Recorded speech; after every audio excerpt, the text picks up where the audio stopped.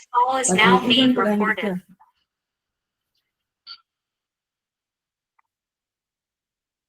Spine सीधी, 3 बार ओम का उच्चारण, उसके बाद प्रार्थना। ओम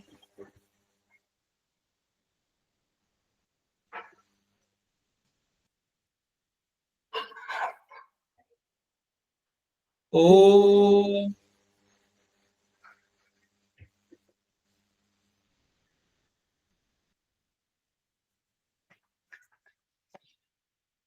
ओम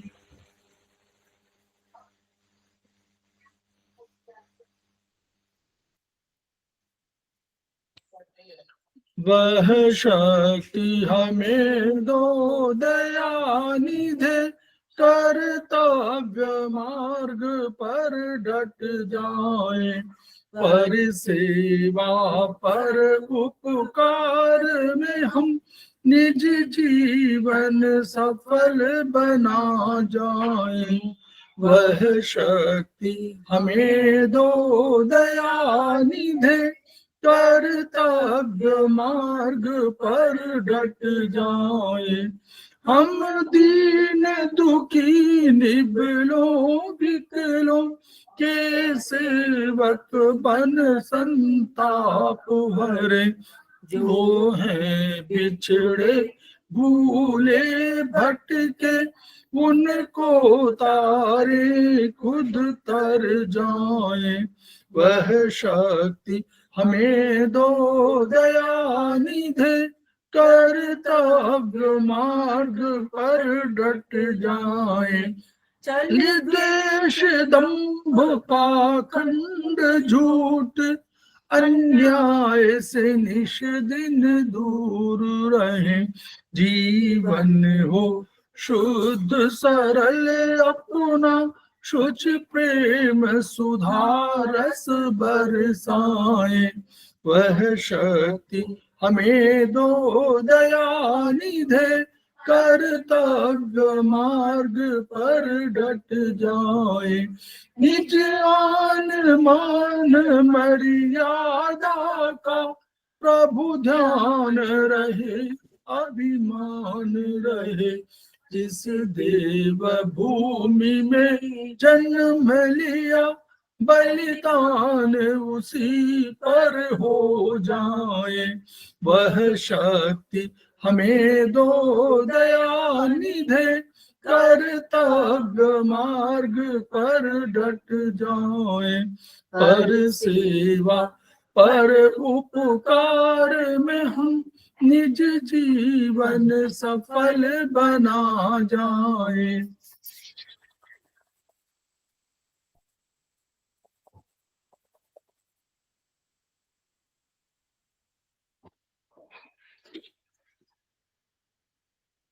समवाई क्लासेस में आप सभी का स्वागत है।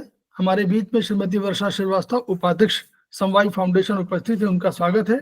हमारे बीच में नीतू जैन जी उपस्थित हैं, जो हमारे आज की क्लास की फैकल्टी हैं और हमारे समवाई फाउंडेशन की प्रमोटर हैं, उनका स्वागत है। हमारे बीच में अरुण कुमार पाठक जी उपस्थित हैं, उनका स्वागत है।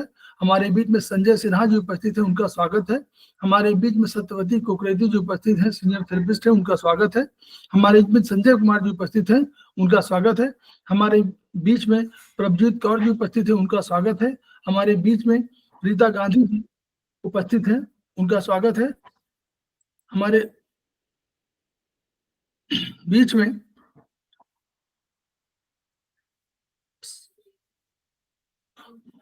अभी सीएल शर्मा जी ने ज्वाइन किया है, उनका स्वागत है, सीनियर थेरेपिस्ट हैं। इसके अलावा अन्य अगर किसी ने ज्वाइन किया है तो उन सभी का स्वागत है। हम लोग समवाई फाउंडेशन के सदस्य हैं और हम लोग एक्यूप्रेशर शोध प्रशिक्षण एवं उपचार संस्थान प्रयागराज से संबद्ध हैं। वहां के मनीषी ब्रह्मलीन एमपी खेमका सर की हिमणी हैं, जिनकी वजह से, जिनके व्यक्तित्व से, जिनके कृतित्व के कारण यह संस्थान इस ऊंचाई पहुंचा हुआ है। और ये विधा जो एक्यूप्रेशर विधा है और जिसको भारतीय भाषाओं में या अंग्रेजी और हिंदी में दोनों भाषाओं में उसको आपको आपके सामने लाने का काम किया है, वो हमारे ब्रह्मलीन एमपी खेमका सर हैं। तो उनको हम लोग जरूर याद करते हैं और उनके प्रति हम लोग अपना ऋण अनुभव करते हैं। संस्थान का एक मोटो है, each one reach one, each one treat one, each one teach one.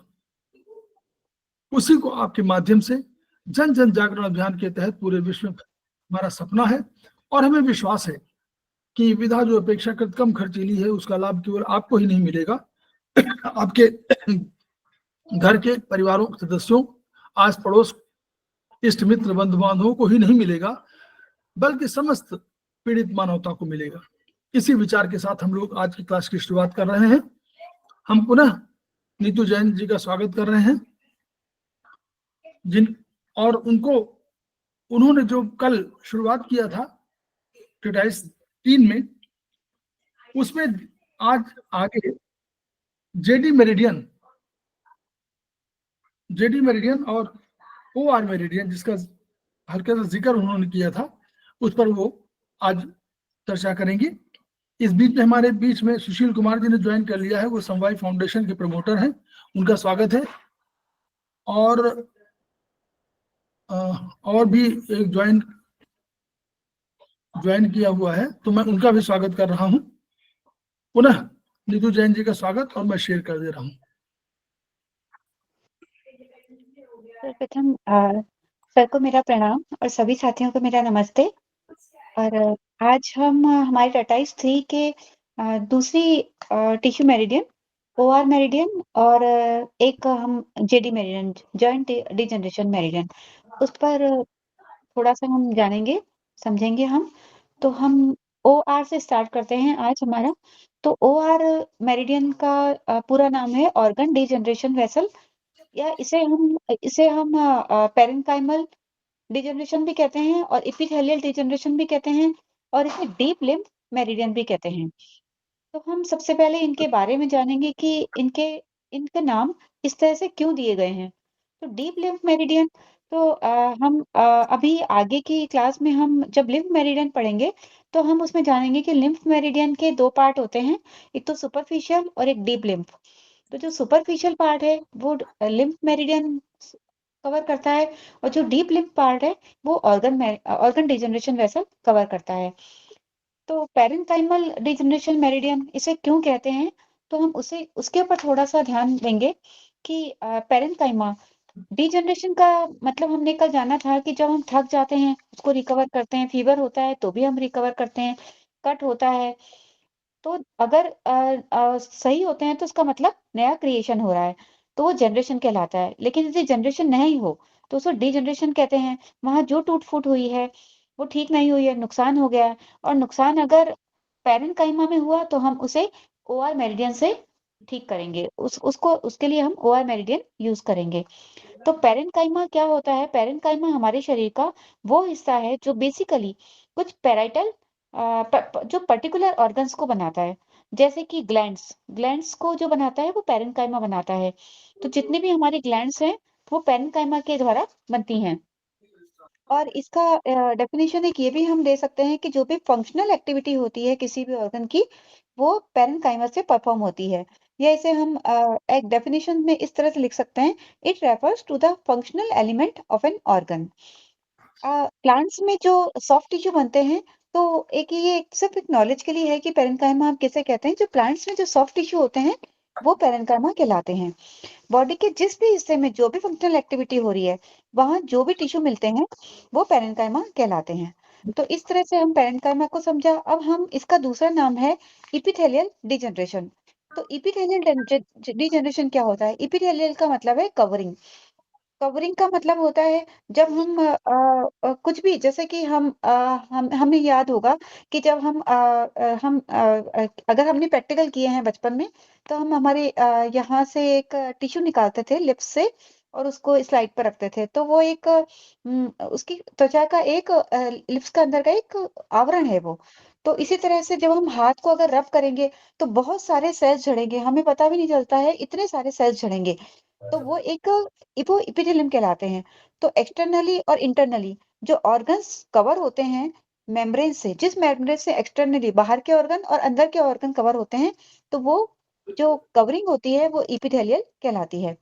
वो सारी हर बॉडी की पूरी सरफेस पे बनती है। It lines the body cavity, hollow organs and glands. Hollow organs पे भी होती है, ग्लैंड्स पे भी होती है और बॉडी कैविटी में भी होती है। जैसे कि हम यूट्रस का एग्जांपल हम लेते हैं कि यूट्रस में जो लाइनिंग होती है उसकी थिकनिंग थिकनिंग वॉल होती है उसकी, तो वो एंडोमेट्रियम कहलाती है। तो एंडोमेट्रियम का ही एक हिस्सा एपिथेलियम है, क्योंकि ये उसकी कवरिंग है। इसका ट्रीटमेंट करना है तो हम ऑर्गन डीजनरेशन मेरिडियन से करेंगे। ये एपिथेलियल डीजनरेशन मेरिडियन कहलाती है। इसमें घाव हो, फोड़ा हो, मैलिग्नेंसी हो, कैंसरस कंडीशन हो, मेम्ब्रेन में अल्सरेशन हो, तो भी हम ओआर मेरिडियन को चूज करेंगे। ओआर एक ऑर्गन नहीं है। ग्लैंड्स का फंक्शन बिगड़ रहा है या किसी भी कवरिंग में प्रॉब्लम हो रही है तो ओआर मेरिडियन को हम चूज करेंगे। अब नेक्स्ट इसका एक और थर्ड नाम है डीप लिम्फ मेरिडियन। तो इसे डीप लिम्फ मेरिडियन क्यों कहते हैं वो मैंने आपको थोड़ा सा बताया कि ये सुपरफिशियल पे काम नहीं करती, अंदर के ऑर्गन पे काम करती है। लिम्फ एक फ्लूइड है जो पूरी बॉडी में फ्लो हो रहा है, लेकिन यही लिम्फ अगर ऑर्गन के लेवल पर है, अंदर की साइड है, डीप इनसाइड है, और ये अंदर के ऑर्गन से कनेक्ट होकर जा रहा है, तो उसे डीप लिम्फ कहेंगे। तो इंटरनल ऑर्गन जो होते हैं वो लिम्फ को उन्हें अगर लिम्फ मिल रहा है तो वो डीप लिम्फ कहलाएंगे। किसी भी इंटरनल ऑर्गन में अगर इन्फेक्शन हो रहा है तो हम ऑर्गन जनरेशन मेरिडियन को यूज करेंगे। तो इस तरह से हमने थोड़ा सा, अब हम बुक से देखते हैं। यही चीजें बुक में थोड़ा सा बता रखा है कि ऑर्गन डिजनरेशन, इस मेरिडियन के कुल 11 पॉइंट्स होते हैं। तो 11 पॉइंट में से भी हमें 3 पॉइंट अगर हम हटा देते हैं तो 8 पॉइंट बचते हैं, तो हमें 8 पॉइंट ही याद करने हैं, क्योंकि लास्ट के 3 पॉइंट उनके लिए हैं जिनकी फिंगर्स नहीं होती हैं। तो ओआर जो मेरिडियन है उसको किसी भी तरह की लेयर प्रॉब्लम, मैलिग्नेंसी और कॉन्स्टिपेशन कॉन्स्टिपेशन में भी हम ओआर मेरिडियन को चूज करेंगे। मैम मैम, इसका क्या मतलब हुआ जिसके फिंगर्स नहीं होती उसके लिए एक्स्ट्रा पॉइंट है? मैं नो दैट। हाँ, कई बार ये होता है कि कोई पेशेंट्स ऐसे होते हैं जिनकी फिंगर्स कटी हुई होती हैं, तो हम पॉइंट्स कहाँ लगाएंगे, क्योंकि ये सारे जो ओआर के पॉइंट्स है फिंगर्स पे ही हैं हमारी, तो हम वहाँ पॉइंट नहीं लगा सकते, तो उसके लिए ये अलग पॉइंट होते हैं। तो वो 3 पॉइंट अलग हैं इसके। Okay ma'am, thanks. फिर है इसके ऑर्गन डिजनरेशन वेसल है। अब इसमें पेज नंबर 55 पे हम देखते हैं ऑर्गन डिजनरेशन वेसल। वो cellular degeneration, organ degeneration, faulty spinal innervation, that is autonomic instability, उस पे काम करती है। फिर ये एक पेरेन्काइमल और एपिथेलियल जो हमने समझा उस पर काम करती है। और ये डिजनरेशन हम हमारे सारे पेरिटोनियम पेरिटोनियम पेरिटोनियम क्या होता है? पेरिटोनियम एक लेयर होती है। इसको हम एक एग्जांपल के द्वारा समझेंगे कि इमेजिन करिए कि एक बड़ा सारा बैग है, उसके डबल लेयर है, 2 लेयर है, एक बैग उसके अंदर एक और बैग है। तो उसमें बहुत सारे, मान लीजिए प्याज भरे हुए हैं, उसके अंदर बहुत सारे अनियन भरे हुए हैं। तो बैग के जो अंदर वाली लेयर और सारे प्याज की बाहर वाली लेयर, ये पेरिटोनियम कहलाएगी। तो हर ऑर्गन की बाहर की एक लेयर होती है और वो ऑर्गन को प्रोटेक्ट करती है, और दूसरी कवरिंग पूरे एब्डोमिनल कैविटी को कवर करती है जो सारे ऑर्गन को होल्ड कर रहा है। तो ऑर्गन को अपने अपनी जगह रखने में जो हेल्प करता है, तो ये दोनों पेरिटोनियम कहलाते हैं।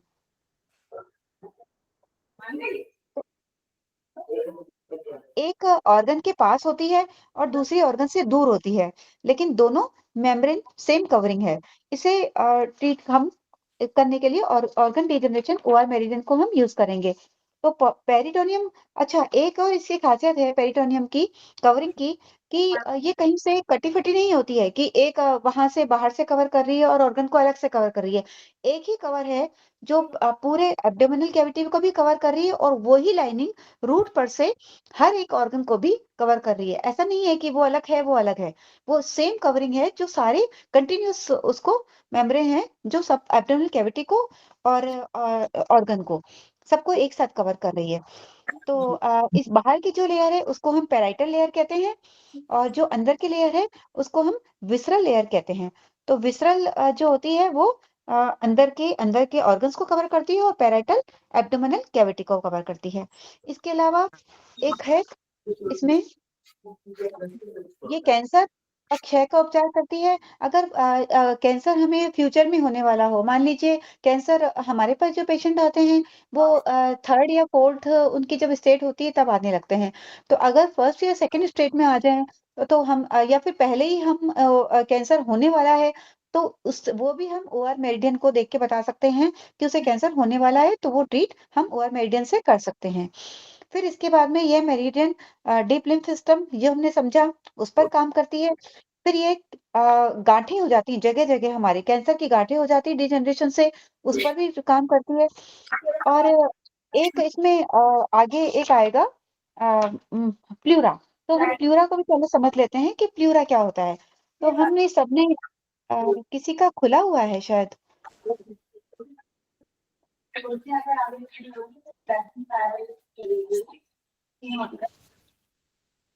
प्लूरा क्या होता है? तो प्लूरा एक लंग्स की कवरिंग को कहते हैं। जब हमने रेस्पिरेटरी सिस्टम पढ़ा था तो प्लूरा लंग्स की कवरिंग को कहते हैं। तो प्लूरा की भी इसी तरह से 2 कवरिंग होती है। एक आउटर लेयर होती है जो थोरैसिक कैविटी को कवर करती है, उसे पैराइटल कहते हैं क्योंकि वो बाहर की है। और एक ये पैराइटल प्लूरा जो होती है वो बै हमारे बैक में थोरैसिक कवरिंग करती है। और जो रूट ऑफ द लंग्स होती है वो विसरल प्लूरा होती है। वो प्लूरा का मतलब अंदर वाले लंग्स को कवर करती है। तो लंग्स को रूट से जो कवर कर रही है वो विसरल प्लूरा होती है। और प्लूरा में अगर कोई प्रॉब्लम होती है तो वो भी हम ओआर के पॉइंट को हम चूज़ कर सकते हैं। और इस मेरिडियन पे सिर्फ एक सीएमपी पॉइंट होता है, ओआर 1बी ये पॉइंट है। फिर हम पेज नंबर 56 पर आते हैं। तो इसमें थोड़ा-सा कुछ डिज़ीज़ के बारे में लिख रखा है, तो हम उस डिज़ीज़ के बारे में समझते हैं कि किस तरह की डिज़ीज़ है, तभी हम आगे ट्रीटमेंट कर सकते हैं। तो सबसे पहला नाम है क्रॉनिक ऑस्टियोमाइलाइटिस। तो क्रॉनिक ऑस्टियोमाइलाइटिस इसको हम तोड़ के एक तरह से समझते हैं कि क्रॉनिक का मतलब हम सब समझते हैं क्रॉनिक क्या होता है। ऑस्टियो का मतलब होता है बोन्स, माइलाइटिस का मतलब होता है इन्फ्लेमेशन। तो बोन्स की इन्फ्लेमेशन या बोन्स में इन्फेक्शन हो जाए, पेन हो जाए, ठंड लगे, फीवर हो, रेडनेस हो, पस पड़ जाए, मूव करना में इनेबल हो, मूव ना कर पाए, तो इसको हम क्रॉनिक ऑस्टियोमाइलाइटिस कहते हैं।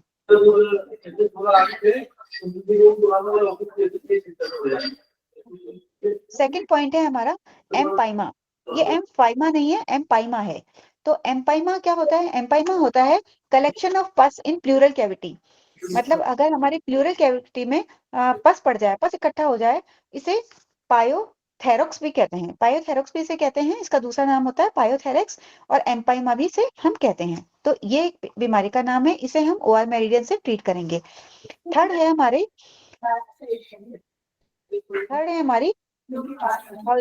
Hawkins disease. हॉजकिंस डिजीज इसका आई थिंक थोड़ा सा इसमें प्रिंटिंग मिस्टेक है इसमें स्पेलिंग में। HODG भी आएगा, HODGKINS, HODGKINS हॉजकिंस डिजीज। तो ये मैलिग्नेंसी है, लिम्फोइड टिश्यू की मैलिग्नेंसी है। मतलब अगर लिम्फ में अगर कैंसर हो जाता है तो हम ओआर मेरिडियन को यूज करेंगे। फोर्थ सर किसी का खुला हुआ है शायद। इसकी और आवाज आ नहीं रही कर है रही क्या? सर। किसी की आवाज आ रही है। जी सर। एक सेकंड मैं भी कर रहा हूँ।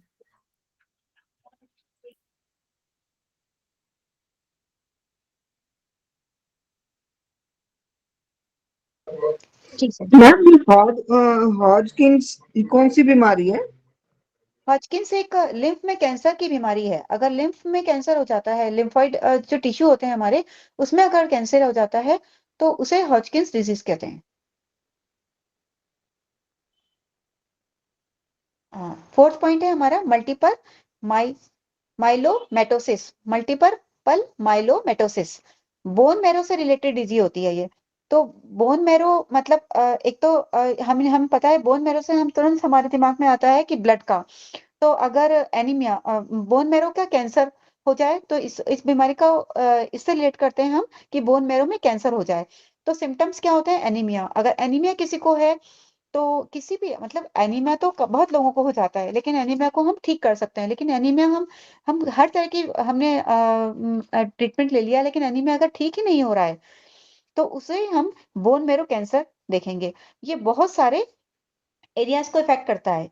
ये मल्टीपल माइलोमेटासिस स्कल को, रिब्स को, स्पाइन को, पेल्विक रीजन को, इस तरह से ये मल्टीपल माइलोमेटासिस अगर कोई प्रॉब्लम होती है तो हम ओआर मेरिडियन को यूज करेंगे। फिर फिफ्थ है हमारा ट्यूबरक्लोसिस।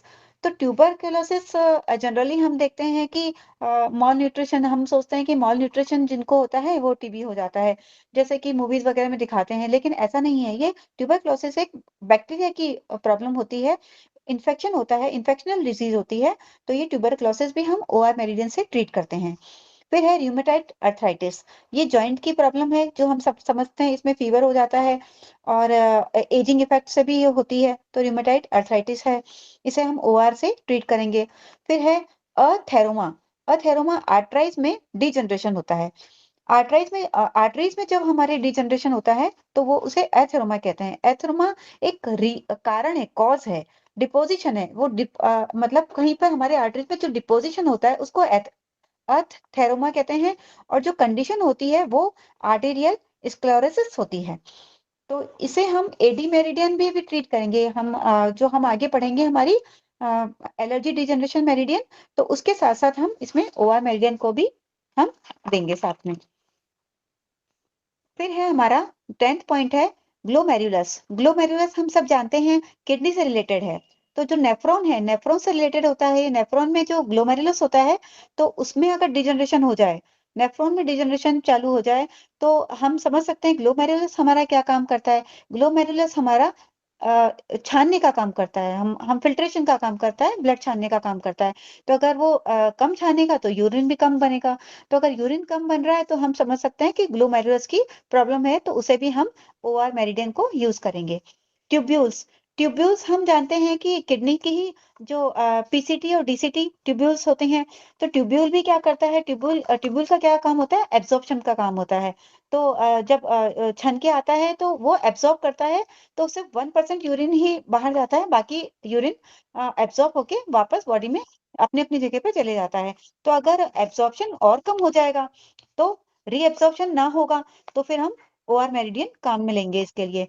तो ये ट्यूब्यूल्स की प्रॉब्लम है जिसमें हम ओआर मेरिडियन को यूज करेंगे। फिर है मैडम नमस्कार। ऑस्टियोआर्थराइटिस। मैडम ये बुक कौन सी आपने डिस्प्ले की हुई है? ये यही वाली बुक है, टाटाइस 3 है। इसमें पेज ये तो नंबर 56 पेज और नंबर तो मैच 57 नहीं पे, कर रहा है। नहीं आप 56 और जो बोल 57 पे, हाँ 56 57 पे जो आपकी शो हो रही है ना, स्क्रीन पे शो हो रही है, वो सारी बीमारियां हैं ये। अच्छा मैंने अच्छा, इसको अपने नोट्स बना के लिखा है समझाने के ओके लिए। Okay, that's why it is not matching. ठीक है, हाँ जी। ओके ठीक है। ऑस्टियोआर्थराइटिस। ऑस्टियोआर्थराइटिस क्या है कि अर्थराइटिस की एक प्रॉब्लम है। उसको हम वैसे तो हम जॉइंट डिजनरेशन मेरिडियन लेते हैं, लेकिन उसके साथ हम ओआर लेंगे, ऑर्गन डिजनरेशन मेरिडियन लेंगे, तो उसका इफेक्ट बहुत अच्छा आएगा, क्योंकि कार्टिलेज को भी ट्रीट करेगा। और ये एज रिलेटेड प्रॉब्लम है। फ्रिक्शन, अगर हम बोन्स में अगर कार्टिलेज घिस गया है हमारा, तो कार्टिलेज घिस जाता है तो बोन्स आपस में टकराने लगती हैं। तो बोन जब तो टकराने थोड़ा लगती हैं तो ये, snacking, dry snacking, dry nature का, जैसे जी, लाई वाई ऐसा ऐसा कुछ ड्राई नेचर का। हाँ जी, वो हाँ, वो सॉफ्ट आप बट कह रहे हैं कि सॉफ्ट। जी, जी। कार्टिलेज अगर घिस गया है,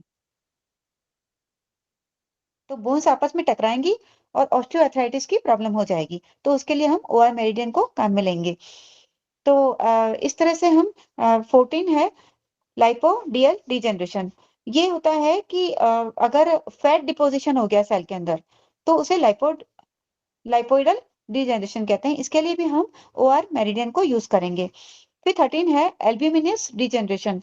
एल्ब्यूमिन हमने हमारी इसमें बीएसपी की बुक में पढ़ा था, ये एक प्रोटीन है।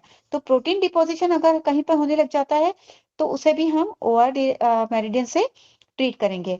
म्यूकोइड। म्यूकोइड म्यूकस का डिपोजिशन है। अगर म्यूकस में ज्यादा, म्यूकस जरूरी तो होता है हमारी बॉडी के लिए, लेकिन एक्स्ट्रा में अगर बहुत ज्यादा म्यूकस बनने लग गया है, डिपॉजिट होने लग गया है, तो ये इसके कारण भी प्रॉब्लम होने लग जाती है। उसके लिए भी हम ओआर मेरिडियन यूज करेंगे।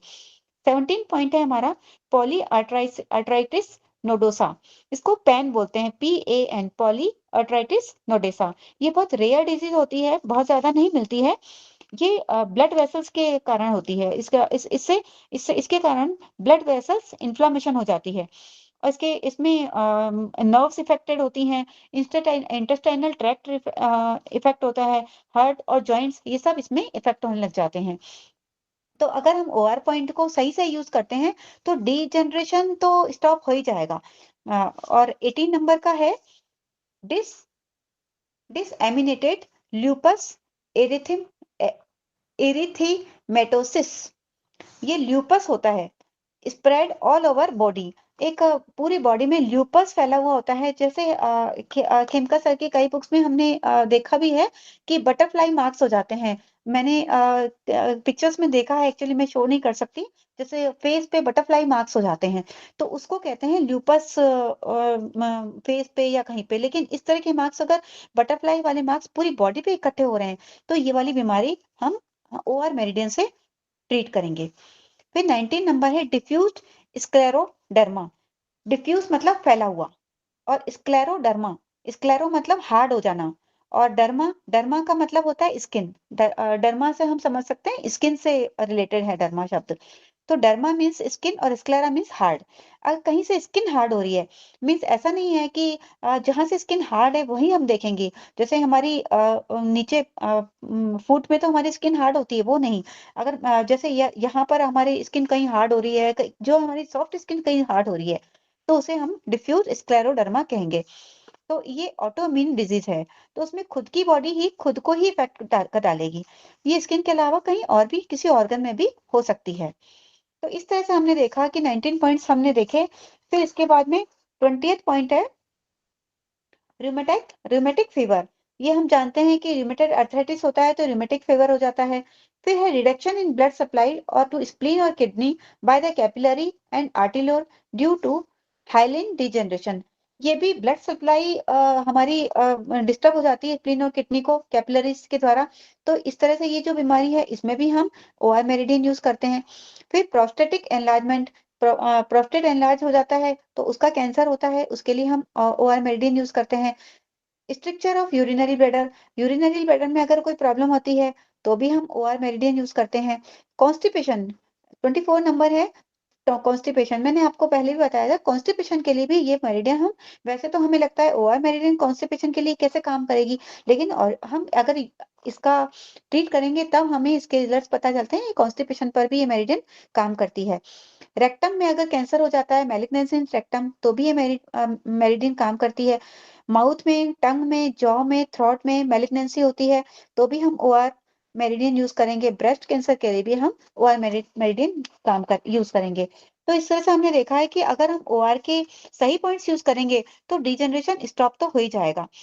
रीजनरेशन हम पक्का नहीं कह सकते, 100% तो रीजनरेशन हम नहीं कह सकते, लेकिन उसके लिए एज भी देखनी पड़ती है, पेशेंट का सपोर्ट भी होता है और बहुत सारी चीजें होती हैं। लेकिन हम डिजनरेशन तो OR मेरिडियन से रोक ही सकते हैं।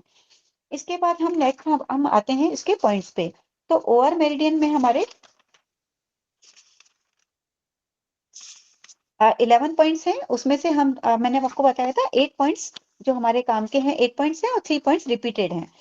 तो सबसे पहले हम ये जानेंगे कि जैसे हमने कल एंडी मेरिडियन में समझा था कि जो 1 नंबर है वो हमारे नीचे के लोअर बॉडी पार्ट के लिए, और जो 2 नंबर है वो मिडिल पार्ट के लिए है और 3 नंबर है वो हेड रीजन के लिए है। तो OR1 इसी तरह से हम नीचे के पार्ट के लिए, डायग्राम के नीचे के पार्ट के लिए OR1 काम मिलेंगे। ये मेजरमेंट पॉइंट होता है पेरेन्काइमल डिजनरेटिव चेंजेस सारे ऑर्गन्स का। जो हमने अभी पेरेन्काइमल समझा था उसी के लिए एब्डोमेन का और पेल्विस का, ये एब्डोमेन और पेल्विस से रिलेटेड है। और ये इसमें देखिए आ गया treat chronic constipation for OR1 and OR1B। तो OR1 और OR1B पे अगर हम उपचार देंगे तो हम कॉन्स्टिपेशन में भी काम में, कॉन्स्टिपेशन में इसका उपचार कर सकते हैं। फिर नेक्स्ट पॉइंट है हमारा OR1-1। तो ये लिम्फेटिक बर्डनिंग और फ्रॉम सेल्यूलर डिजनरेशन और ऑर्गन डिजनरेशन। तो हमने अब देखा था कि डीप लिम्फ पे काम करती है, तो लिम्फेटिक अगर ड्रेनेज कहीं हो रहा है तो हम OR1 पॉइंट काम करेंगे। और ये हमारे कोश और ऑर्गन से मतलब ये लिम्फेटिक ड्रेनेज का ही पॉइंट है ये। तो उससे हम पता कर सकते हैं, इस पॉइंट से हम पता कर सकते हैं कि डिजनरेशन कहाँ तक हो गया है, किस लेवल तक चला गया है, और हमारा जो हमारा लिम्फेटिक तंत्र है वो कितना प्रभावित हो चुका है। फिर नेक्स्ट पॉइंट है हमारा OR1A। OR1A जो पॉइंट है हमारा वो मेजरमेंट पॉइंट है organ degeneration due to autonomic instability कि फॉल्टी फॉल्टी स्पाइनल इनर्वेशन के लिए पॉइंट है कि स्पाइनल का कनेक्शन हमारा ब्रेन से होता है, वो जहाँ पे प्रॉब्लम है अगर उसमें कहीं प्रॉब्लम आ रही है तो उसके लिए हम OR1A पॉइंट यूज करेंगे। किसी को चोट लग गई है, एक्सीडेंट से कोई पार्ट डैमेज हो जाए, जैसे कि एग्जांपल अगर कोई यूरिन होल्ड नहीं कर पा रहा है। मैंने कहीं पे एक एग्जांपल सुना था कि एक 23 साल का एक लड़का था, वो MNC में अच्छी जॉब करता था, तो उसका कोई एक्सीडेंट से पार्ट डैमेज हो गया, तो उसका वो यूरिन होल्ड नहीं कर पा रहा था, तो यानी कि स्पाइनल नर्व उसकी डैमेज हो गई थी, तो उसके लिए हम OR1A पॉइंट को यूज कर सकते हैं। फिर है OR1B। OR1B हमारा सबसे इंपॉर्टेंट पॉइंट है, ये हमारा CMP पॉइंट है, ये ऑर्गन डिजनरेशन का पूरे ऑर्गन एंडोक्राइन ग्लैंड्स का भी पॉइंट है, मेमोरी ग्लैंड्स और endocrine glands, sorry sorry sorry, ये एंडोक्राइन ग्लैंड्स और जी मेमोरी ग्लैंड्स के अलावा जी, ये ये जो एंडोक्राइन यूरिन हाँ, होल्ड करने का बोल रहे, तो जो ओल्ड एज में लेडीज का था उनको भी हो जाएगा कि सिर्फ एक्सीडेंटल केस में ही होगा? नहीं नहीं वो अलग प्रॉब्लम है। अगर ये तो OR1A जो पॉइंट है, ये सिर्फ किसी ना किसी ये इसका ये है कि कोई ना कोई स्पाइन से रिलेटेड है, लेकिन हम यूज करके देख सकते हैं। अगर ओल्ड एज में भी है, अगर किसी को ये प्रॉब्लम है तो हम यूज करके देख सकते हैं, तो ये इफेक्ट करेगा या ना करेगा, क्योंकि स्पाइन से ही रिलेटेड है, तो मे बी ये यूज करे, ये इफेक्ट करे। ओके। ठीक है मैम। फिर OR1 भी है, वो एंडोक्राइन ग्लैंड्स को छोड़ दीजिए और मेमोरी ग्लैंड्स को छोड़ दीजिए, उसके अलावा पूरे एंटायर ऑर्गन सिस्टम पे ये काम करता है। तो ये सबसे इंपॉर्टेंट पॉइंट है, अगर हम कोई भी बीमारी ले रहे हैं तो हम OR1B पॉइंट को तो यूज करेंगे ही करेंगे, OR1B पॉइंट को हम छोड़ेंगे नहीं। OR1B के अलावा हम दूसरा पॉइंट यूज कर लेंगे, ले और OR1B जरूर यूज करेंगे। फिर नेक्स्ट पॉइंट है हमारा OR1C। ये हमारा OR1C पेरिटोनियम का पॉइंट है, पूरे बॉडी के जो हमने अभी पेरिटोनियम के बारे में पढ़ा था उसका ये OR1C पॉइंट है। तो इसमें अल्सर और अल्सर के कारण अगर कैंसर तक का भी उपचार किया जा सकता है। अगर हमारे स्टमक में उदर में कोई ऑर्गन अपने स्थान से हट जाए और डिजनरेशन हो जाए, तो इस बिंदु पर उपचार देने से ऑर्गन अपने स्थान पर आ जा सकता है और हमारे पेरिटोनियम का डिजनरेशन ठीक हो सकता है। फिर नेक्स्ट पॉइंट है हमारा OR1D। तो OR1D जो पॉइंट है हमारा, वो प्लूरा का पॉइंट है, जो हमने अभी प्लूरा पढ़ा था कि लंग्स की जो कवरिंग है, तो उसका ये पॉइंट है। तो फेफड़े की अगर TB इन्फेक्शन हो जाए, कैंसर हो जाए, तो हम OR1D पर उपचार देंगे। तो हमने इस तरह से देखा OR1 के कितने पॉइंट है, OR1 1-1, 1A, 1B, 1C और 1D, ये हम 1 के पॉइंट हैं। अब OR2 हमारा मिडिल एरिया का पॉइंट है। तो अगर चेस्ट और नेक में अगर कोई ना कोई डिजनरेशन हो रहा है, तो उसके लिए हम OR2 पॉइंट यूज करेंगे। नेक्स्ट पॉइंट है हमारा OR3। तो OR3 हमारा ये हेड रीजन का पॉइंट है। तो parenchymal epithelial degeneration process in organs of the head, अगर हेड में अगर कोई पेरेन्काइमल एपिथेलियल डिजनरेशन हो रहा है तो हम OR3 पॉइंट यूज करेंगे। अब OR4, OR5, OR6, OR1, 2, 3 का ही रिपीटेशन है। OR1 OR4 से रिलेटेड है, OR2 5 OR2 से रिलेटेड है और OR6 OR3 से रिलेटेड है। तो जिनकी उंगलियां कट गई हों, इसमें लिख रखा है इस बिंदु का प्रयोग उनके लिए करें जिनकी उंगलियां कट गई हैं। तो जिनकी उंगलियां कट गई हैं तो वो इस पर काम करेंगे। तो ऑर्गन डिजनरेशन में विटामिन हमें क्या करना चाहिए, स्पेशल नोट दे रखा है, विटामिन A पत्तेदार सब्जियां, गाजर और कुछ फलों को खाने के लिए देना चाहिए। अब इसका हम थोड़ा सा इसकी लोकेशन देख लेते हैं कि इसकी लोकेशन कहाँ है।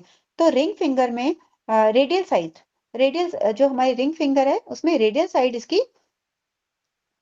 लोकेशन है। तो OR1 पॉइंट जो है हमारा, ये बिल्कुल नेल के ऊपर, जो हमारी नेल की हड्डी है उसके ऊपर एक ग्रूव है, यहाँ पर हमारा आएगा। और OR1-1 जब हम यहाँ से नीचे जाएंगे, ये हड्डी जैसे ही खत्म होगी, ये वाला पॉइंट, ये OR11 पॉइंट है हमारा। फिर OR1A जो हमारा वात जॉइंट से ऊपर की हड्डी है, जब यहाँ से हम नीचे जाएंगे और यहाँ पे जो ग्रूव आएगा, यहाँ जाते ही ये ग्रूव आ रहा है, तो ये OR1A पॉइंट है। और OR1B CMP पॉइंट जो हमारा वात जॉइंट है, इससे जब नीचे चलते हैं, ये यहाँ पे ग्रूव आ रहा है, ये OR1B पॉइंट है। और OR1C हमारा ये पित्त जॉइंट पे जो ग्रूव आ रहा है, पित्त जॉइंट के ऊपर की तरफ, ये यहाँ पर OR1C है, सॉरी OR1B है, ये और OR1B है। OR1B हमारा CMP है, वो यहाँ आ रहा है, और OR1C हमारा पित्त जॉइंट के नीचे जो ग्रूव आ रहा है उसमें आ रहा है। और OR1D हम हाथ से देखेंगे तो ये वाला जो जॉइंट है हमारा नीचे, यहाँ से हम जाएंगे तो ये यहाँ पर एक ग्रूव आता है, ये हमारा OR1D है। और इससे नीचे जाते हैं तो ये जो हमारा जॉइंट है, इस जॉइंट की OR1D है, और OR1D और ये OR2 है। और OR2 से हम यहाँ से नीचे जाएंगे तो जहां पे हमारी हड्डियां दोनों मिल रही हैं, ये OR3 है, और OR4, OR5, OR6 ये हमारी इस वाली बोन पर आएंगी। तो जिनकी उंगलियां कटी हुई होती हैं वो हम यहाँ पर यूज करते हैं। तो ये लोकेशन हम बुक में से देख सकते हैं। तो इस तरह से मैडम हमारी उंगलियां ऑर्गन कटी हुई है, उंगलियां कटी जी हुई का मतलब क्या होता है? जो इंजर्ड हुई है, कटी है, तभी इस्तेमाल करना है, या कटे होने बिल्कुल। के बाद किसी और वजह से? हाँ, जिनकी उंगलियां मतलब कई पेशेंट्स ऐसे होते हैं कि एक्सीडेंट में उनकी उंगलियां होती ही नहीं है, आपने देखा होगा कईयों की उंगलियां होती ही नहीं है, तो फिर वो जी, उनके पॉइंट हम कैसे काम करेंगे? तो उनके लिए ये OR5, 4, 5, 6 ये 3 पॉइंट है। अच्छा, इन लिeu ऑफ 1 to 3। हाँ जी, वन की जगह 4 आ जाएगा, और 2 की जगह 5 आ जाएगा, और 3 की जगह 6 आ जाएगा। ओके, ठीक है। ठीक है। तो इस तरह से हमारी आज ये OR मेरिडियन हमने कंप्लीट करी है। फिर नेक्स्ट हम आते हैं जॉइंट डिजनरेशन मेरिडियन पर। तो जॉइंट डिजनरेशन मेरिडियन को भी हम आज पढ़ने की कोशिश करेंगे थोड़ा सा। मैम एक साथ कुछ ज्यादा नहीं हो जा रहा है? एक्चुअली टाइम पास करने सर ने 2 मेरिडियन दिए हैं। Okay okay. तो जेडी मेरिडियन, इसको जॉइंट डिजनरेशन मेरिडियन है, इसको जेडी मेरिडियन भी कहते हैं। और इसका एक नाम है articular degeneration vessel. Articular degeneration vessel, JD का मतलब होता है जॉइंट।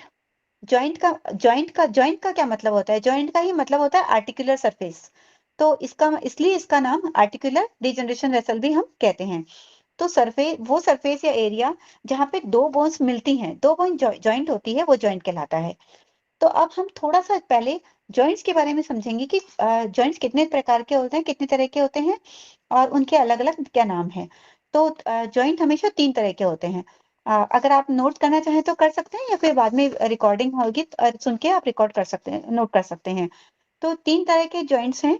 एक तो फाइब्रस जॉइंट होता है, दूसरा जॉइंट होता है कार्टिलेजिनियस जॉइंट। कार्टिलेजिनियस जॉइंट होता है। तीसरा साइनोवियल जॉइंट होता है। तो जो सबसे पहला होता है, हम फाइब्रस जॉइंट के बारे में पहले देखेंगे। तो फाइब्रस जॉइंट जो होता है उसमें बिल्कुल भी मूवमेंट नहीं होता है, नो मूवमेंट इज देयर, बिल्कुल मूवमेंट नहीं होता है। तो हम सोच सकते हैं कि हमारी बॉडी में ऐसा कौन सा पार्ट है जहां पे बिल्कुल भी मूवमेंट नहीं हो रहा है। तो हमारा ध्यान सीधा हमारे, क्योंकि हम बाकी सब हम मूवमेंट कर सकते हैं, लेकिन हमारा स्कल जो है वहां हमारे, हम सिर्फ ऐसे मूवमेंट कर सकते हैं, लेकिन हमारे जो हेड, स्कल के अंदर की बोन्स हैं उसे हम मूवमेंट नहीं कर सकते हैं। तो वो फाइब्रस जॉइंट कहलाता है। तो इसमें या फिर हमारे दांत, तो वो भी दो बोन्स के, बोन से बोन तो जुड़ी होगी ही, तो दांत भी मूवमेंट नहीं करते हैं इस तरह से। तो ये भी फाइब्रस जॉइंट में आएगा। तो दो बोन्स के बीच बीच में फाइब्रस टिश्यू से जुड़ी होती है ये, इसलिए इसे फाइब्रस जॉइंट कहते हैं। सेकंड है हमारा कार्टिलेजिनियस जॉइंट। कार्टिलेजिनियस जॉइंट में तो लिटिल मूवमेंट होता है, मतलब फाइब्रस में तो बिल्कुल नहीं होता है, इसमें थोड़ा सा मूवमेंट होता है, थोड़ा सा। क्योंकि ये कार्टिलेज जो होती हैं वो दो जॉइंट के बीच में प्रेजेंट होता है। जो कार्टिलेज होता है वो दो, कभी हम सर हमें दिखाएंगे तो कार्टिलेज किस तरह से होता है कि दो बोन्स के में बीच में कार्टिलेज होता है, तो उसे कार्टिलेज बोलते हैं। तो इसका एग्जांपल है वर्टिब्रा। वर्टिब्रा में ये वाला जॉइंट पाया जाता है। तीसरा है साइनोवियल जॉइंट। साइनोवियल जॉइंट है, इसमें फ्री मूवमेंट होता है और वाइड रेंज ऑफ मूवमेंट होता है। तो और ये हमारे सबसे ज़्यादा काम आता है। तो हमारे पास पेशेंट भी अगर आते हैं तो फाइब्रस जॉइंट जो फाइब्रस वाले होते हैं, वो बहुत रेयर आते हैं और कार्टिलेजिनस के जॉइंट होते हैं, वो कम आते हैं। लेकिन जो सबसे ज़्यादा पेशेंट आते हैं, वो साइनोवियल जॉइंट के आते हैं और इस नाम को हम जानते भी हैं। इसमें फ्री मूवमेंट होता है और वाइड रेंज ऑफ मूवमेंट होता है और 2 बोनी जो सरफेस होती हैं, वो आर्टिकुलर कार्टिलेज से कवर होती हैं। इसमें कुछ पॉइंट्स हैं जो मैं आपको थोड़ा-सा समझा देती हूँ। तो थोड़ा-सा अगर आप लोगों को समझ में नहीं आया तो सर और बता देंगे। तो इसमें फर्स्ट है कि फ्री मूवमेंट होता है और वाइड रेंज मूवमेंट होता है। सेकंड पॉइंट है 2 जो बोनी सरफेस होती हैं, वो आर्टिकुलर एक कार्टिलेज से कवर होती हैं। फिर तीसरा है इसमें जो जॉइंट कैविटी होती है, जिसमें जो बीच में जो होल होता है, कैविटी होती है, उसमें एक फ्लूइड होता है, उसे साइनोवियल फ्लूइड कहते हैं। और जो जॉइंट होता है, वो जो साइनोवियल जो फ्लूइड होता है, वो पूरा का पूरा साइनोवियल मेम्ब्रेन से कवर होता है। और जो मेम्ब्रेन होती है, वो साइनोवियल कैप्सूल से कवर होती है। और जो साइनोवियल कैप्सूल होता है, वो लिगामेंट से कवर होता है। तो इस तरह से आगे हम थोड़ा-सा इसे अगर हम पढ़ लिया तो हम आगे पढ़ेंगे तो हमें थोड़ा-सा आसानी हो जाएगी। अब साइनोवियल हम जानते हैं कि साइनोवियल जॉइंट होते हैं, वो सबसे ज़्यादा काम आते हैं। साइनोवियल जॉइंट हमारी पूरी बॉडी में सबसे ज़्यादा हैं। तो उसमें कौन-कौन से पार्ट हैं, उसको हम थोड़ा-सा देख लेते हैं। तो साइनोवियल में सबसे पहला होता है पाइवोट जॉइंट। पाइवोट जॉइंट हमने थोड़ा-थोड़ा नाम सुना हुआ भी है कि एटलस एंड एक्सिस जॉइंट। वो होता है कि पाइवोट का मतलब होता है कि जैसे कोई एक चीज़ है और उसके यहाँ पर कील है, एक नेल कील है और उससे दूसरी चीज़ जुड़ी हुई है। तो उसको बोलते हैं कि इस तरह से वो मूव करता है। तो इसको बोलते हैं पाइवोट जॉइंट। तो एक्सेसिव हो जाएगा, जी एक्सेसिव हो सर। जाएगा। क्या सर? ये थोड़ा सा एक्सेसिव हो जाएगा, इसलिए बोल रहा हूँ। अच्छा सर, ठीक है सर, मैं थोड़ा कम कर देती हूँ इसे। तो इसमें एक्सेसिव हो जाएगा। इसमें देखिए, दो चीजें ना, जो ऐसा है ना, मैं समझ रहा हूँ आपने अब कोशिश कर रहे हैं, लेकिन ये अभी ये मान के चलिए कि थर्ड सेमेस्टर से ऊपर कोई नहीं है और पहला थर्ड सेमेस्टर ज्वाइन किया हुआ है। ये सेमेस्टर 4 का जो बता रहे हो ना, तो उससे क्या होगा, कंफ्यूजन हो जाएगा। इसमें पहले जो हम लोग का पॉइंट है उसको समझा दो बढ़िया से, बस इसी को बहुत बढ़िया समझाया हुआ है, देखो। और इसी को अगर ये वाला बता दो सबको, तो ये बहुत जी सर। बढ़िया इनको ध्यान में आएगा, इन सब पॉइंट्स को, है ना। जी तो सर। मगर जी वहाँ सर, ठीक है। क्लासिफाई कर दोगे तो भी ये कंफ्यूजन वहां पहुंच जाएंगे। जी सर, हमको ठीक है। साइनेबल क्यों चाहिए आज की डेट में, क्योंकि उसी का मेन होना है, ठीक है जी ऐसे। सर, ठीक है, ठीक है। जी सर। तो अब हम बुक पे आते हैं। तो ये जो मेरिडियन है हमारी, इसके पॉइंट्स हमारे पैर पर होते हैं।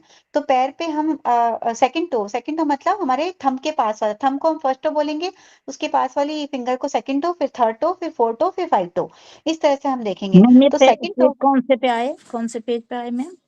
ये हम बुक में 62 पेज नंबर पे आ गए हैं। 74 के आसपास देखिए, देखिए ये पैर में देखिए, 62। ये ठीक। देखिए, ये 65 पेज नंबर पे ये लोकेशन बता रखी है। लोकेशन देखो, लोकेशन जेडी मेरिडियन का लोकेशन देख लीजिए आप लोग। अंगूठे के बगल वाला जो है हड्डी, उसी में है, दिखाई पड़ रहा है ये वाला। Yes sir. जी सर, आ रहा है। हाँ, बस इसी इसी ये वाला पॉइंट है।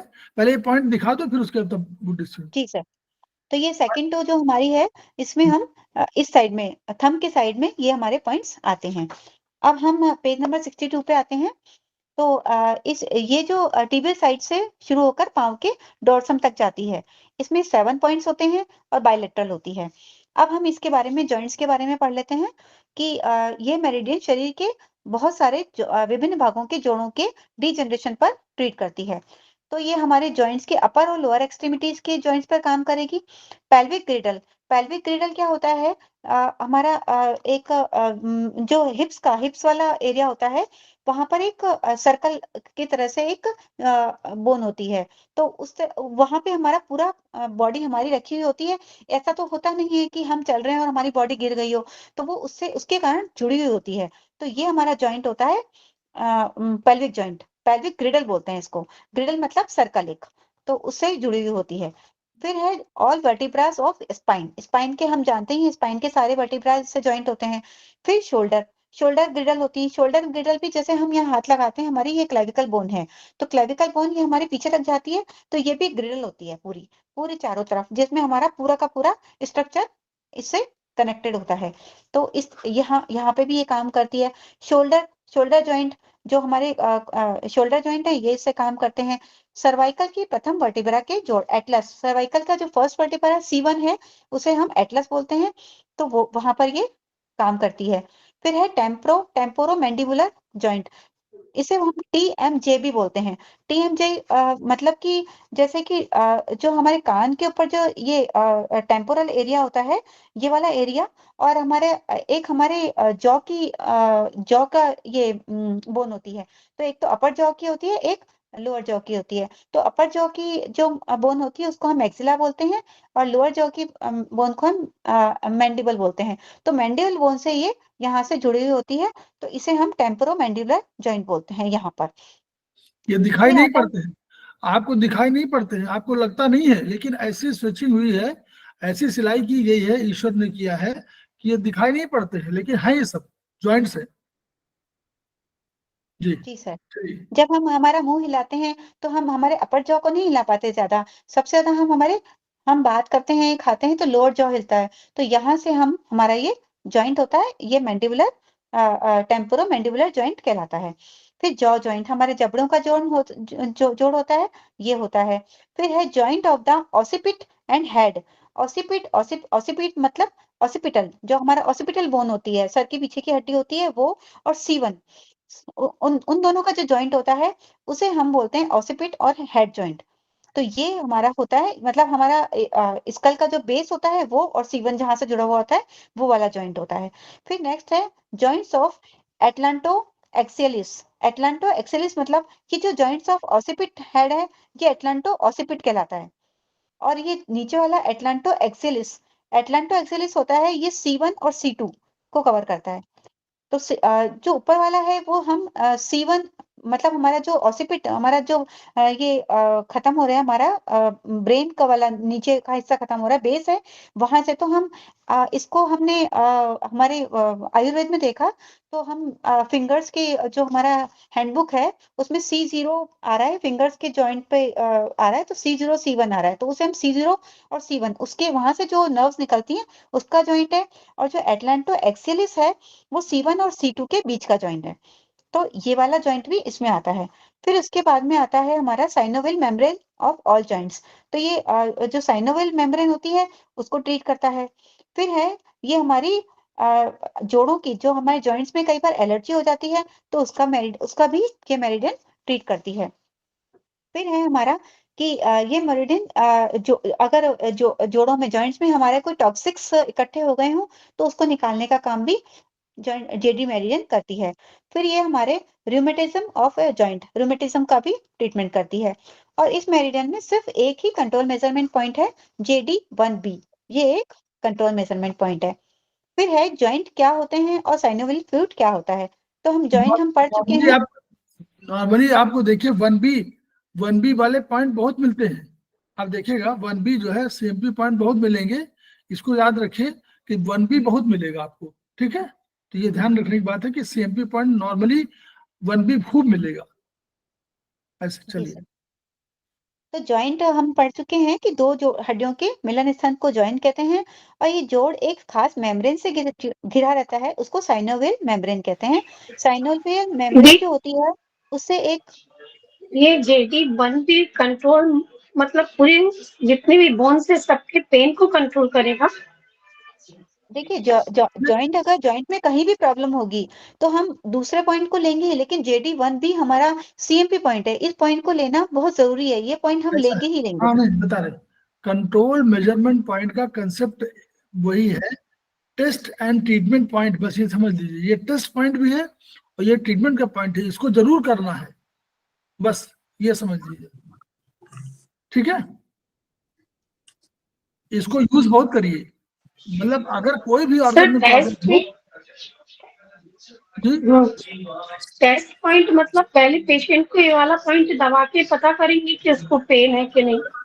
नहीं जैसे कोई हम लोग ट्विस्टिंग पॉइंट में क्या बोले थे, याद करिए, ट्विस्ट पहले ट्विस्टिंग में क्या था, बोलिए, ट्विस्टिंग में क्या था, बोलिए। ट्विस्ट करके अगर किसी जॉइंट पे पेन आता है ट्विस्ट तो फिंगर ये ट्विस्ट करेंगे पहले इसकी। तो ये टेस्ट था ना, टेस्ट था।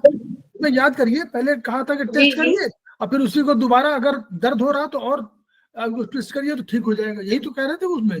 तो वो टेस्ट ही तो था, टेस्ट एंड। जी जी वैसे सीएमपी पॉइंट है टेस्ट एंड ट्रीटमेंट पॉइंट, तो टेस्ट भी कर इसी से होगा।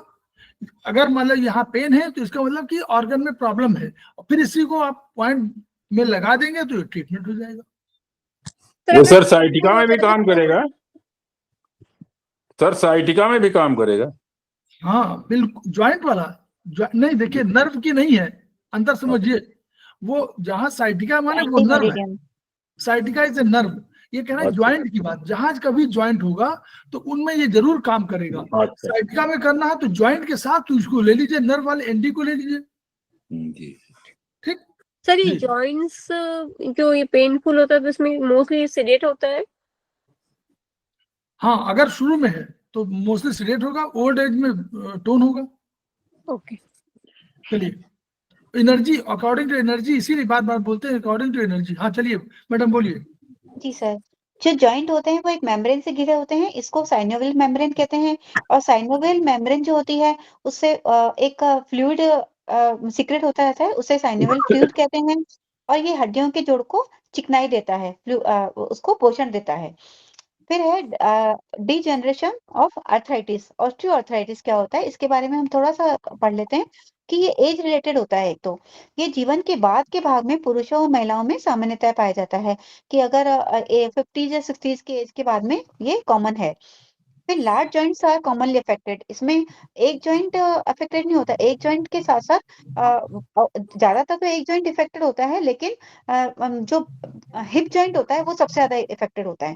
और बहुत सारे जॉइंट इसमें एक साथ इफेक्टेड भी हो सकते हैं। ग्रेजुअल इज ऑनसेट, धीरे धीरे बढ़ता जाता है ये। और there is degeneration condition of cartilage and bone. और इसमें कार्टिलेज और बोन में डीजनरेशन होने लगता है। कार्टिलेज जो होता है ना, वो रबरी टिश्यू होता है जो बोन्स को जॉइंट पर एक कुशनिंग देता है, तो स्मूथ मूवमेंट के लिए कुशनिंग देता है। तो वो जब घिस जाता है तो फिर बोन्स आपस में टकराने लग जाती हैं। No constitutional disturbance is here. यहाँ पर कोई सर ये इसका नहीं आ रहा संरचनात्मक कॉन्स्टिट्यूशनल। जी सर। नरेंद्र जी का वो है क्या?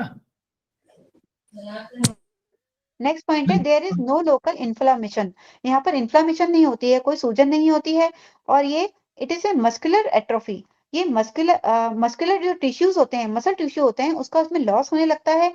और अगर एजिंग इफेक्ट भी होते हैं इसमें, और अगर बॉडी इनएक्टिव होती है, कई बार कोई लंबी बीमारी में बेड रिटर्न हो जाता है, तो उसमें भी ये ऑस्टियोआर्थराइटिस हो जाता है। तो इस तरह से हम अब हम इसके पॉइंट्स पर आते हैं।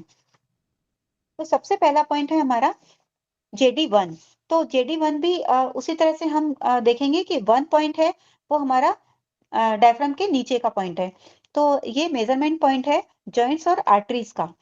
तो इसमें पेल्विक ग्रिडल काम आते हैं, जो हमने अभी देखा था कि एक सर्कल टाइप एक बोन होती है।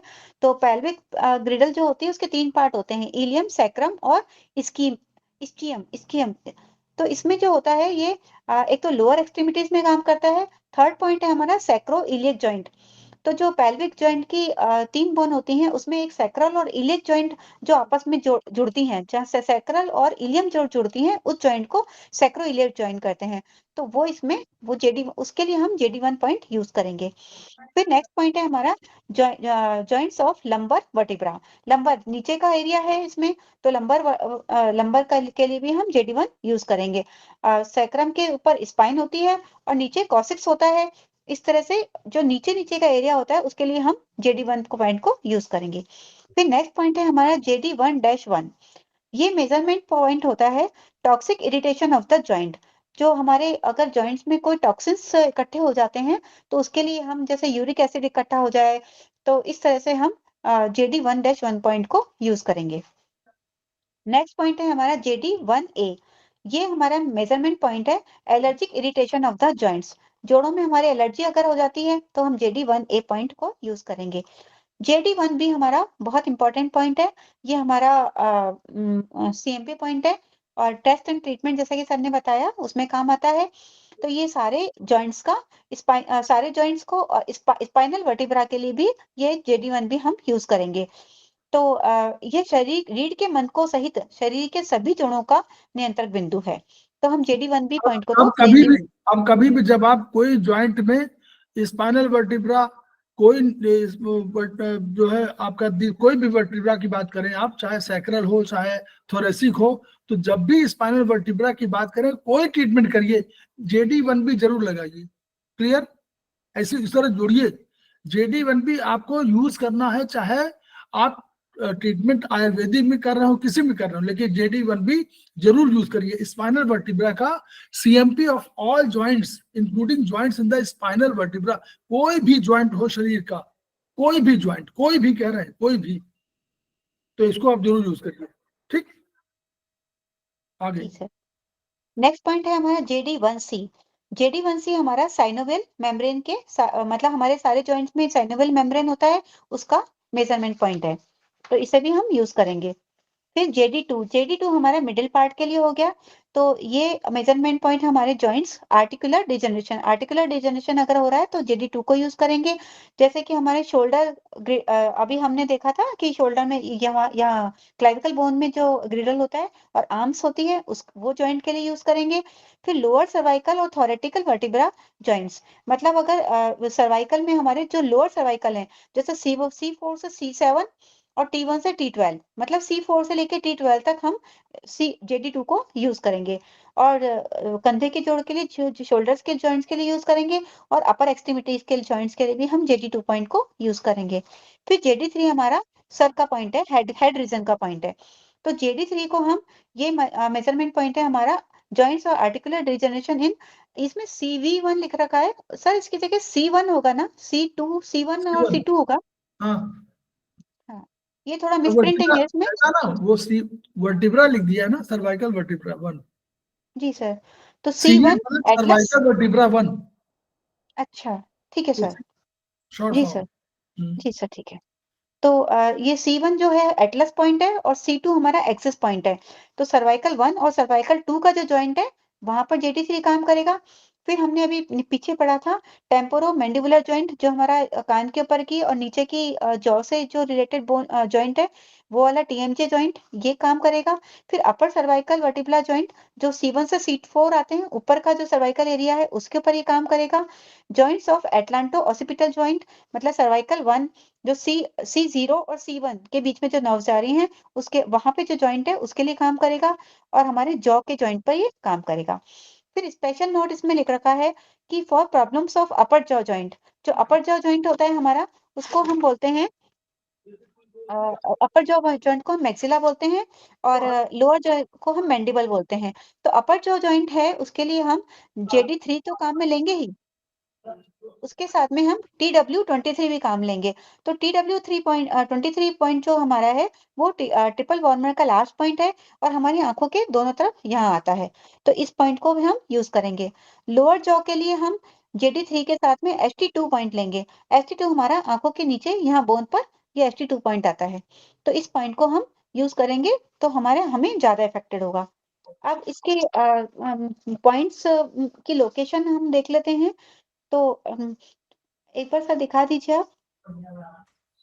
तो JD1 पॉइंट है, ये नाखून पे आ रहा है, जो हमारा ऊपर वाला बोन है उसके जस्ट ऊपर, और जस्ट नीचे आ रहा है JD1-1, ये बिल्कुल पास पास आ रहे हैं ये दोनों पॉइंट, जैसे ही हम ऊपर वाली हड्डी से नीचे उतरेंगे।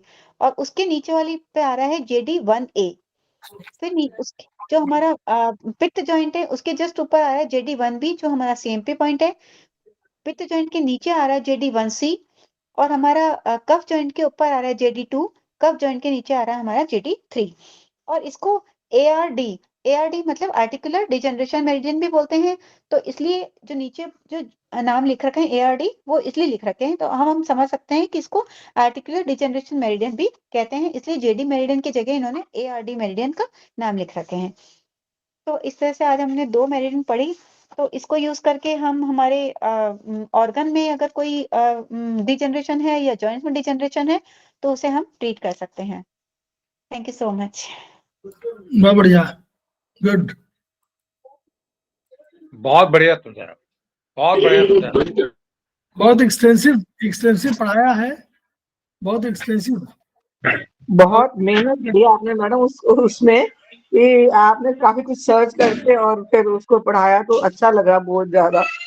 Thank you ma'am so much, समझाया है। बता दीजिए, आप उसको वीडियो को सुनिएगा तब आपको और अधिक अच्छा लगेगा, क्योंकि जो है काफी एक्सटेंसिव पढ़ाने की कोशिश किया, इसीलिए मैंने रोक दिया थोड़ा सा, क्योंकि इतना एक्सटेंसिव में फिर आप लोगों का जो होता है कि कंफ्यूजन होता है। वो सेमेस्टर 4 पे चली गई थी नीतू जैन, तो मैंने इसीलिए रोका कि भाई सेमेस्टर 4 में भी 4 नहीं 5 भी पढ़ा रही थी, उसमें कुछ में तो 5 पढ़ाने लगी। तो मैंने कहा कि भाई कंफ्यूजन ऐसा ना लगे कि भाई, क्योंकि देखिए हम लोग का जेडी मेरिडियन को कैसे यूज करना, आप देखिएगा कितना बढ़िया पॉइंट है। हम लोग अभी आगे चल के 2 मिनट की हम बात करेंगे। सर प्रणाम सर। JD1 बहुत ही इफेक्टिव पॉइंट है। अगर उसको हम ST45 के साथ अगर हम जॉइंट नी जॉइंट के लिए लगाते हैं तो ये बहुत इफेक्टिव है। इसको सब यूज करके देख सकते हैं। नी जॉइंट में अगर पेन है, स्वेलिंग है, तो JD1 और ST45 दोनों एक साथ यूज करेंगे, और दोनों आमने सामने हैं, ज्यादा दूर नहीं है, बहुत इफेक्टिव है। बहुत इफेक्टिव। सूजन, इवन घुटने में सूजन है बहुत ज्यादा, तब भी बहुत इफेक्टिव। इसमें सेडेट वैसे करते हैं नॉर्मली, सेडेट होते हैं, लेकिन अगर क्रॉनिक है तो उसमें अलग जाएगा, और अगर एक्यूट है तो सेडेट करेंगे। क्रॉनिक होगा तो फिर उसमें JD1 को सर सेट टोन करेंगे। लेकिन टोन करते हैं in case swelling is there, in case swelling is there for restricted time के लिए इसको टोन करते हैं 4-5 डेज बस। लेकिन ST45 का क्या करेंगे? वो सेडेट करेंगे। दोनों को अच्छा, वो उसको सीडेट करना है, दोनों को टोन करना है। मैम अगर सूजन है, मेथी दाना भी लगा सकते हैं। अगर समझ नहीं आ रहा तो मेथी दाना, मूंग का दाना भी लगा के बहुत इफेक्टिव होगा। मैम अगर एंकल पर हो तो सूजन के साथ, अगर एंकल है ना, एंकल के लिए तो फिर मैडम ने बताया था ना कि हम लोअर पार्ट के लिए हम कौन से पॉइंट्स यूज करेंगे। JD1 करेंगे, JD1 तो करेंगे ही, और उसके साथ में हम JD1 भी यूज कर लेंगे, क्योंकि वो CMP पॉइंट है हमारा। Okay ma'am. हाँ, साथ साथ इस लेसन को मतलब डीपली पढ़ेंगे ना तो समझ में आ जाएगा कि किसके साथ कौन सा और यूज हो सकता है करके। बाकी मैडम ने बहुत अच्छा पढ़ाया, थैंक यू मैडम। आप लोगों को मैंने पढ़ाया नहीं है, मैंने खुद ने पढ़ा है। मैंने खुद ने समझने की कोशिश की है। नहीं होता है, ऐसा ही होता है मैडम, खुद पढ़ना पड़ता है तभी समझ में आता है कि हम क्या बोले। CMP पॉइंट को जरूर यूज करिए आप लोग, CMP पॉइंट को जरूर यूज करिए। वो क्योंकि कभी कभी केवल CMP पॉइंट यूज करने से ही काम बन जाता है। CMP पॉइंट बहुत ऑर्गन के लिए, ये हम लोग पहले पढ़िए ना, पहले फर्स्ट चैप्टर में ही लिखा हुआ है। CMP पॉइंट बहुत ही महत्वपूर्ण पॉइंट है, उसको जरूर यूज करना है। वो टेस्ट ट्रीटमेंट का कंसेप्ट, ट्रीटमेंट का पॉइंट ही वो है, तो वहां जरूर करिएगा। और चाहे आप JD1 करिए, चाहे JD2, JD3, कोई बात करिए, लेकिन JD1 भी जरूर करिए। और अधिकांशतः आपको देखिए दोनों मेरे आप पढ़िएगा, 8-9 दोनों पढ़िएगा, और आपके पॉइंट वहीं पर है, लोकेशन वही है। डॉक्टर वाल की विशेषता यही है, लोकेशन उन्होंने पॉइंट भी वही दिया है। 1-1 वही मिलेगा, 1A वही मिलेगा, 1B वही मिलेगा, आप देख लीजिए, 1C वही मिलेगा। ये महत्वपूर्ण, बस केवल आपको समझ लेना है एक बार, उसको दोनों पढ़िए एक साथ, वो हाथों में वो पैर में है, लेकिन पॉइंट वहीं पर है। तो इसलिए आप लोग जरूर यूज करिए। आपको JD मेरिडियन, आपको चाहे कुछ भी लगाना हो, JD मेरिडियन को आप यूज करिए। और अभी आप रस, रक्त, मांस, मेद, अस्थि, मज्जा, शुक्र पढ़ेंगे, तो JD मेरिडियन उसी से अभी हम लोग बताएंगे व्हाट इज JD मेरिडियन। उसमें बताइए उसमें क्या है JD आयुर्वेद में, आयुर्वेद में क्या है ये? बोन। और हम लोगों ने क्या पढ़ा है कि सारे गुण नीचे वाले गुण ऊपर, ऊपर वाले गुण ऊपर, ऊपर वाले, पढ़ा है ना। आकाश के बाद वायु, वायु के बाद अग्नि, अग्नि के बाद जल, जल के बाद पृथ्वी, पृथ्वी में सारे तत्व समाहित है, याद है उनके गुण जी। तो पृथ्वी तत्व है, तो पृथ्वी तत्व को अगर आप ट्रीटमेंट करेंगे तो आकाश का भी होगा, वायु का भी होगा, अग्नि का भी होगा, जल का भी होगा, रस का भी होगा, रक्त का होगा, मांस, मेद, अस्थि, 5 का होगा ना ट्रीटमेंट जी। और अस्थि का होगा तो मज्जा का भी हो जाएगा। क्लियर? 5 का होगा तो 6 का होगा। तो हम लोग खेमका सर के सपनों को पूरा करने के लिए क्या करेंगे, इसको जो हम लोग केवल इतना नहीं कि हम लोग ने प्रशंसा कर दिया, कुछ नहीं है, आगे जो नीतू जैन मैडम ने पढ़ाया है उसको वीडियो आएगा, उसको वीडियो को आप सुनेंगे, कहीं शॉर्ट नोट बना लेंगे कुछ पर्टिकुलर चीजों के लिए, और उनके आधार पर जब आप ट्रीटमेंट करेंगे तब हमारा जो है आपका ज्ञान बढ़ेगा, और जो पेशेंट को जब आप लगाएंगे तो आपको भी उस पर कॉन्फिडेंस आएगा, और इसी माध्यम से हम लोग खेमका सर के सपनों को पूरा करेंगे। सपने क्या है हमको मालूम है, each one reach one, each one treat one, each one teach one. इन्हीं शब्दों के साथ 2 मिनट का विराम लेते हैं हम।